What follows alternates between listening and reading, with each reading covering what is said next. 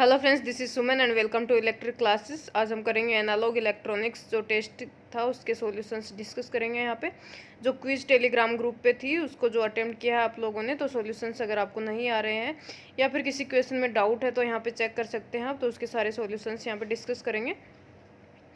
तो चलिए स्टार्ट करते हैं। क्वेश्चन नंबर 1 था अपना, early effect in BJT refers to. BJT में एक अपने पास फिनोमिना होता है जिसे बोलते हैं अर्ली इफेक्ट। तो अर्ली इफेक्ट क्या होता है, किस वजह से होता है, या फिर ये क्या चीज़ है।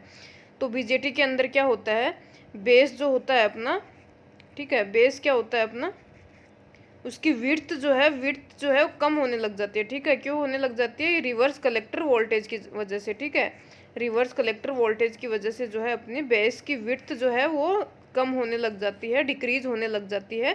इसे ही हम बेस नैरोइंग कहते हैं, और इसको और भी क्या बोल सकते हैं, बेस विड्थ मॉड्यूलेशन बोल सकते हैं। तो इसे बोलते हैं अर्ली इफेक्ट। ठीक है, बेस नैरो होने की वजह से बेस विड्थ मॉड्यूलेशन बोल सकते हैं या फिर अर्ली इफेक्ट बोलते हैं। और क्यों होता है, रिवर्स कलेक्टर वोल्टेज इंक्रीज होने की वजह से आपकी बेस की विड्थ जो है वो कम होने लग जाती है, डिक्रीज होने लग जाती है। इसे ही हम अर्ली इफेक्ट कहते हैं। तो ऑप्शन सी करेक्ट आंसर हो जाएगा, बेस नैरोइंग। ठीक है, नेक्स्ट क्वेश्चन देखते हैं। The Darlington pair is mainly used for. Darlington pair जो है किस लिए यूज में लिया जाता है, सबको पता है, ये इम्पिडेंस मैचिंग के लिए यूज में लेते हैं। और क्यों लेते हैं, क्योंकि डार्लिंगटन पेयर जो होता है अपना, उसके अंदर इनपुट इम्पिडेंस जो होता है अपना, ठीक है, जेड आई करके लिख देंगे, ये क्या होता है, वेरी हाई होता है। इसके साथ ही आपका आउटपुट इम्पिडेंस जो होता है वेरी लो होता है। तो एज ए बफर इसको यूज में लेते हैं सोर्स एंड लोड के बीच में। हाई इम्पिडेंस सोर्स जो होता है और लो इम्पिडेंस जो है आपका लोड के बीच में एज ए बफर यूज में लिया जाता है। ठीक है, एज ए बफर यूज में लिया जाता है। तो ये होता है आपका डार्लिंगटन पेयर। और किस लिए यूज में लेते हैं, इम्पिडेंस मैचिंग के लिए यूज में लेते हैं, क्योंकि इसका इनपुट इम्पिडेंस हाई होता है और आउटपुट इम्पिडेंस लो होता है। ठीक है, नेक्स्ट क्वेश्चन देखते हैं। क्वेश्चन नंबर 3 है, an emitter in a bipolar junction transistor is doped much more heavily than the base as it increases the. BJT जो होता है आपका, बीजेटी के अंदर इमीटर जो है आपका उसको हाईली डोप्ड कर देते हैं, हैवीली डोप्ड कर देते हैं देन बेस। बेस जो होता है बेस के कंपैरिजन में इसको हैवीली डोप्ड कर दिया जाता है।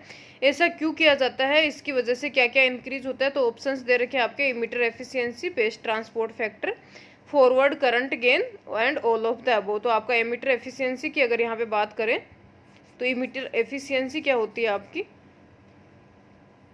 ये होती है आपकी एफिशिएंसी की अगर बात करते हैं तो ये आपकी current IEP upon IEP plus IEN होती है। ठीक है, ये फॉर्मूलाज आपको याद करने की ज़रूरत नहीं है, आप सिर्फ ये याद कर सकते हैं कि क्या क्या इसकी वजह से इंक्रीज हो सकता है। तो ये चीज़ें आप ध्यान में रखें तो भी काफ़ी है इसके लिए।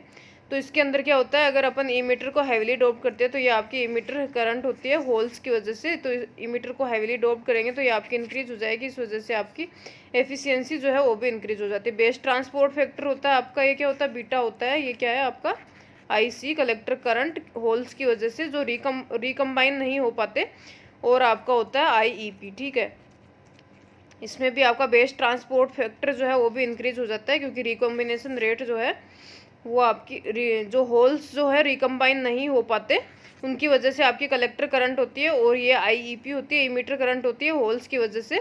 तो अगर IEP इंक्रीज होती है तो आपकी जो है ये जो रिकॉम्बिनेशन जो रेट होती है वो भी डिक्रीज हो जाती है, जो रिकम्बाइन नहीं हो पाते वो बहुत कम होते हैं इस तरह से। तो IC आपका इंक्रीज हो जाता है, तो इस वजह से आपका बेस ट्रांसपोर्ट फैक्टर भी इंक्रीज हो जाता है। फॉरवर्ड करंट गेन है आपका, फॉरवर्ड करंट गेन इंक्रीज होता है अगर आपकी रिकॉम्बिनेशन रेट डिक्रीज हो जाती है, तो इस वजह से फॉरवर्ड करंट गेन आपका इंक्रीज हो जाता है। ठीक है, तो ऑप्शन डी करेक्ट आंसर हो जाएगा, ऑल ऑफ द अबव। बाकी आपको फॉर्मूला याद करने की ज़रूरत नहीं है, आप सिर्फ थ्योरी याद कर सकते हैं, इसके अंदर इस तरह के फॉर्मूले नहीं आएंगे। नेक्स्ट क्वेश्चन है, for common emitter configuration which one of the following statement is correct.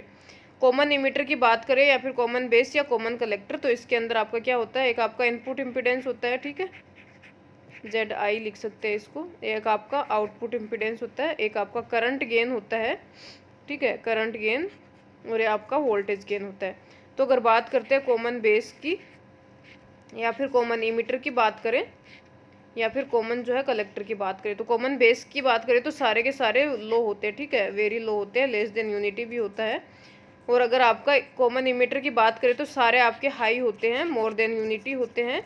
और कॉमन कलेक्टर की बात करें तो इनपुट इम्पीडेंस जो होता है आपका हाई होता है, आउटपुट इम्पीडेंस लो होता है। इसी तरह से करंट गेन आपका हाई होता है एंड वोल्टेज गेन लो होता है, ठीक है। तो इस तरह से आप देख सकते हैं कॉमन इमीटर की बात करें तो large current gain and large input resistance, तो ऑप्शन ए करेक्ट आंसर हो जाएगा इसका। नेक्स्ट क्वेश्चन है आपका, the thermal runaway in a bipolar junction transistor biased in the active region is due to. Thermal runaway एक आपका phenomena है, ये किस वजह से होता है, क्या होता है? तो आपका जो बीजेटी होता है बाइपोलर जंक्शन ट्रांजिस्टर जब एक्टिव रीजन में होता है तो आपका जब टेम्परेचर इंक्रीज होता है, टेम्परेचर इंक्रीज होने की वजह से क्या होता है, आपका जो कलेक्टर बेस सेचुरेशन करंट होती है, ठीक है, इसको लिख सकते हैं IS कलेक्टर बेस, ठीक है, ऐसे भी लिख सकते हैं। तो टेम्परेचर अगर इंक्रीज होता है आपका तो collector base saturation current increase होती है and for every 10 degree centigrade rise in temperature आपकी जो सेचुरेशन करंट होती है कलेक्टर बेस वो डबल हो जाती है, ठीक है, इट गेट्स डबल। इस वजह से क्या होता है, आपका पावर डिसिपेशन जो होता है कलेक्टर एरिया में वो ज़्यादा हो जाता है, पावर डिसिपेशन हाई होगा, इस वजह से आपका टेम्परेचर फिर से इंक्रीज होता है। टेम्परेचर फिर से इंक्रीज होता है तो आपकी सेचुरेशन करंट जो कलेक्टर बेस सेचुरेशन करंट है वो फिर से इंक्रीज होती है। इसी तरह से आपका जो है फिनोमिना चलता रहता है और ये कंडीशन जो आपकी थर्मल रन अवे कहलाती है। फाइनली थर्मल रन अवे हो जाता है इस तरह से, ठीक है। तो एक के बाद एक फिनोमिना इस तरह से चलता रहता है। टेम्परेचर इंक्रीज होता है तो रिवर्स सेचुरेशन करंट आपकी collector base saturation current increase होती है, पावर डिसिपेशन होता है, टेम्परेचर फिर इंक्रीज होता है, फिर करंट इंक्रीज होती है। इसी तरह से प्रोसेस चलती रहती है और इसे बोलते हैं थर्मल रन अवे। तो ऑप्शन डी करेक्ट आंसर हो जाएगा, increase in reverse collector base saturation current due to rise in internal device temperature, ठीक है। नेक्स्ट क्वेश्चन है, the lower turn off time of the MOSFET when compare to BJT can be attributed to which one of the following. MOSFET जो होता है उसके अंदर turn off time आपका BJT के कंपैरिजन में लो होता है। क्यों होता है? क्योंकि बीजेटी में आपका क्या होता है, माइनॉरिटी चार्ज भी होते हैं एंड, ठीक है, माइनॉरिटी कैरियर्स भी होते हैं और मेजोरिटी कैरियर्स भी होते हैं। अगर एफईटी की यहाँ पे बात करें, मोसफेट की बात करते हैं तो आपके सिर्फ मेजोरिटी चार्ज कैरियर्स होते हैं।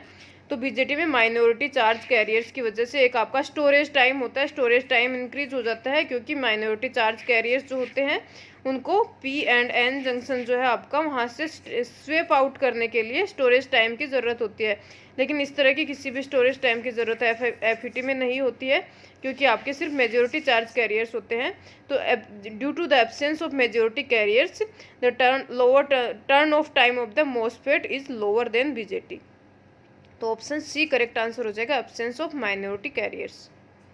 नेक्स्ट क्वेश्चन है आपका, in a certain self biased silicon NPN transistor the DC base voltage is 3.2 volt, then what is the DC emitter voltage, assume the transistor is in active linear mode, ठीक है, linear active mode.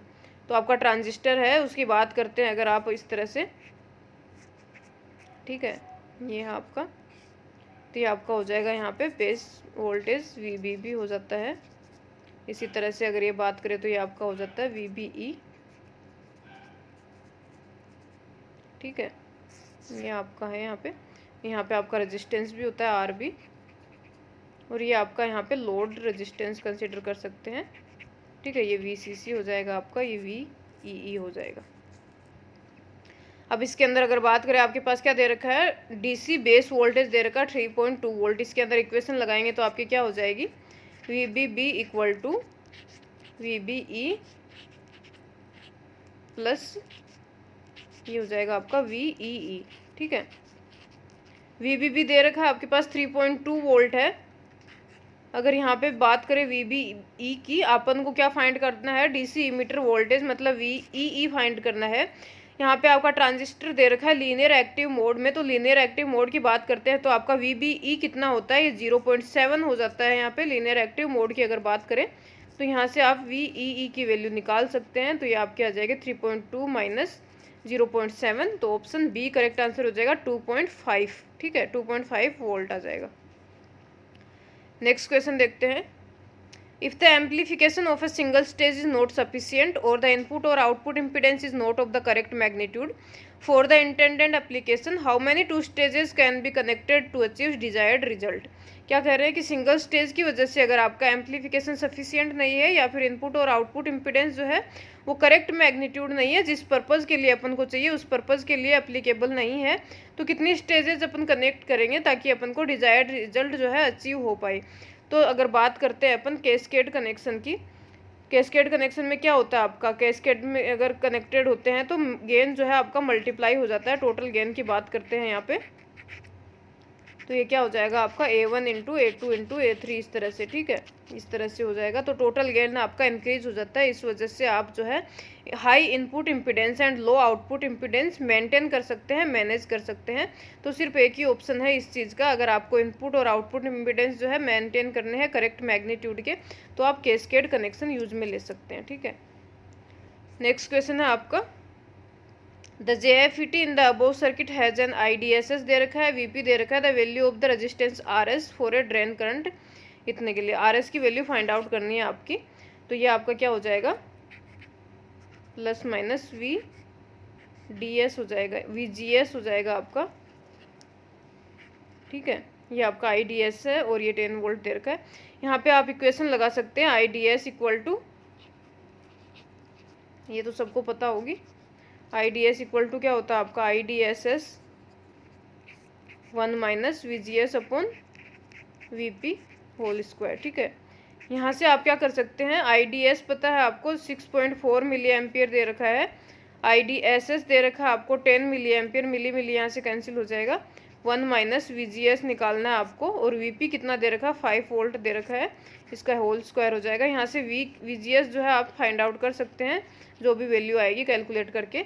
उसके बाद आप क्या कर सकते हैं, इस जो लूप दे रखा है उसके अंदर इक्वेशन लगा सकते हैं। तो ये क्या हो जाएगा VGS plus IDS into RS equal to 0, ठीक है। ये इक्वेशन होगी आपकी, दो ही फैक्टर है यहाँ पे।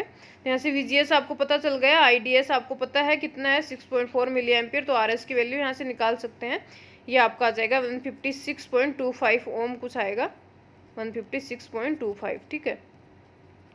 तो ये आपका डी ऑप्शन करेक्ट आंसर हो जाएगा। यहाँ पे अपने 10 क्वेश्चंस जो थे क्विज के वो ख़त्म होते हैं। तो अपने क्विज के सारे क्वेश्चन यहाँ पे सोल्व कर लिए हैं। अगर आपको किसी भी तरह का डाउट था तो यहाँ पे चेक कर सकते हैं अपने, और सॉल्यूशंस जो है वो भी देख सकते हैं। अगर आपने नहीं अटेम्प्ट करी है अभी तक तो भी अटेम्प्ट कर सकते हैं। क्विज टेलीग्राम ग्रुप है इलेक्ट्रिक क्लासेस बाय सुमन चौधरी, और वहाँ पे आप ज्वाइन कर सकते हैं, क्विज अटेम्प्ट कर सकते हैं और क्विज के सॉल्यूशन चेक कर सकते हैं। तो वीडियो यूजफुल लगे तो लाइक कीजिए, चैनल को सब्सक्राइब कर लीजिए और आने वाले वीडियोज़ के लिए बेल आइकन प्रेस कर लीजिए। Thank you so much and have a nice day.